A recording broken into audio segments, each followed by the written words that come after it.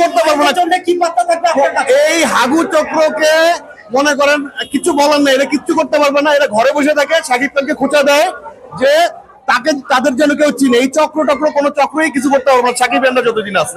নাম বেচে ভাইরাল হতে চায়। রাইট, নাম বেশি ভাইরাল হতে চায়। ভাইরালের দিন নাই, ভাইরাল হলে তো লাভ নেই। কারণ দেখেন, আপনারা চিন্তা করেন, এত বছর একটা লোক ইন্ডাস্ট্রিতে মানে একাই লিড দিচ্ছে, তাকে অ্যাপ্রিসিয়েট করা উচিত। দেখেন এই সিনেমাটা মেহেদী হাসান হৃদয়ের অপরাধটা কি? মেহেদী হাসান হৃদয় একটা সিনেমা বানায় অপরাধ করছে? আমাদের যে প্রডিউসার উনি কি মানে রিয়েল এনার্জি প্রোডাকশন কি অন্যায় করছে?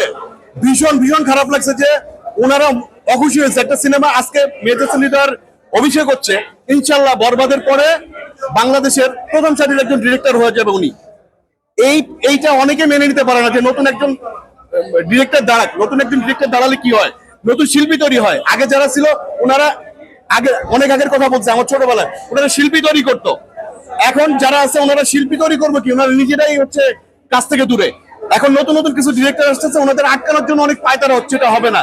রায়হান রাফি দাঁড়ায় গেছে, মেহেদী হাসান হৃদয় দাঁড়ায় গেছে, আমাদের জঙ্গলি ডিরেক্টর রাহিম, আরো অনেক অনেক ভালো ভালো ডিরেক্টর আসতেছে। ওনারা যখন পুরো দমে 5টা ছবি করবে বছর, ইনশাল্লাহ দেখবেন আমাদের ইন্ডাস্ট্রি আবার ঘুরে দাঁড়ায়। বরবাদ